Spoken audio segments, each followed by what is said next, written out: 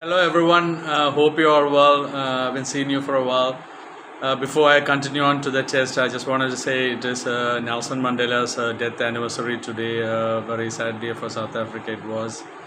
And personally, I've even given a video for him last year, and he has always been one of my greatest heroes. An amazing, great person. So, rest in peace to Madiba. I wanted to give the preview for the second test, Australia versus India at Adelaide, and it will be a pink ball test, as probably most people know. And there are some changes. Rohit Sharma, Shubman Gill coming in for India, and there is a forced change for Australia. Sad Josh Hazelwood is out with injury, and Scott Boland will be in his place. But let me tell you, Scott Boland, I have seen him bowl, and he is someone who can really bowl well. And he could actually be a very big factor in this test match, and he could be a big threat for India because Indians are not that used to playing Scott Boland, unlike the other bowlers, and that could probably make a big difference as well. And Scott Boland is very tall, and he bowls at a very good length. I've seen him bowl, and he is more than a handful. And Adelaide, Australia have won all the 7 test matches, DNA test matches that they have played at Adelaide. So Australia can't ask for a better record at Adelaide.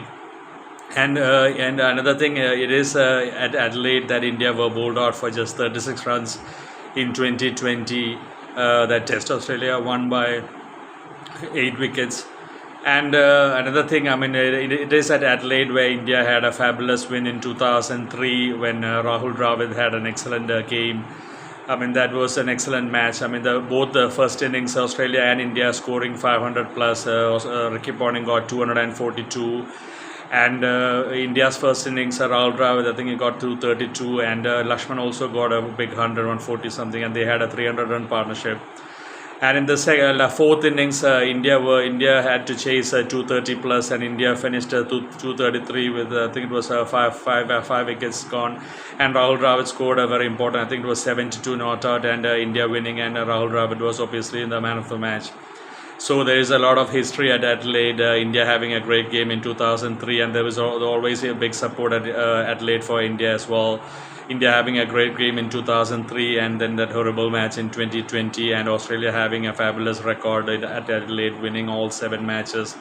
And the pink ball test is very strange because the ball does a lot more than the normal red ball, and it is harder to bat at a certain time in the evening when the lights kind of come on. It is very distracting for the batsman. It has been observed. And a lot of wickets tend to fall around that time, that twilight period.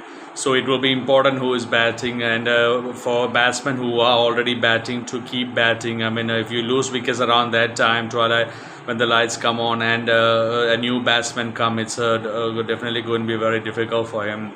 So it is important to keep wickets in hand. I don't know.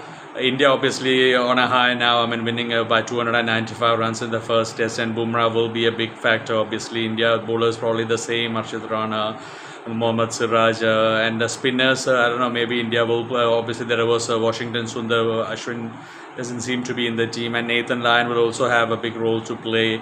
So it is like a big match for Australia, especially. If they go down 2-0, it's very difficult in a 5-test series.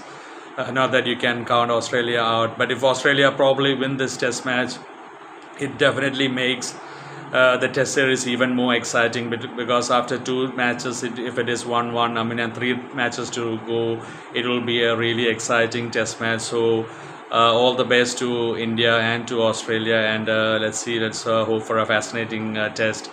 And I definitely hope it's a closer test match than the first test, which was one-sided where India won. Australia do have batting problems. I feel like it looks like they haven't made any changes to the batting lineup, which is very, very surprising. After a huge loss like that, I thought Australia were definitely going to make some changes. They have shown faith in Max Sweeney, I think, the opener. and Khawaja, I mean, everyone's Steven Smith, Labuschagne, all there. So let's see.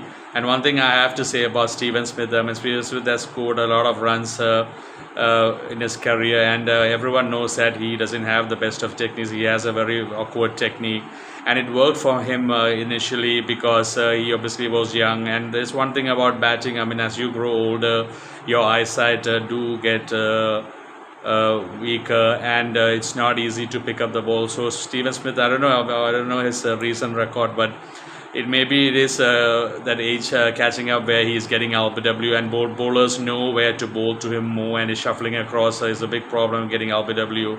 So maybe that age thing is a big problem. It happens to all batsmen.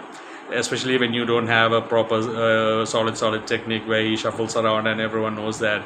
So that will be an interesting thing to see how Steven Smith plays, and Labuschagne, obviously the Khawaja. I mean, these three are the most key batsmen, and Travis Head will always play shots. It will be important to see how Jaiswal continues after his very good second innings there, and Kohli also having 100. So it will be a very important viewing for everyone, and good luck to both teams. And I just want to wish everyone a happy test match, and enjoy this test match. I'll be putting analysis on day one. I mean, after day one, let's hope for a fascinating, fabulous first day play at Adelaide. Take care, everyone. God bless you.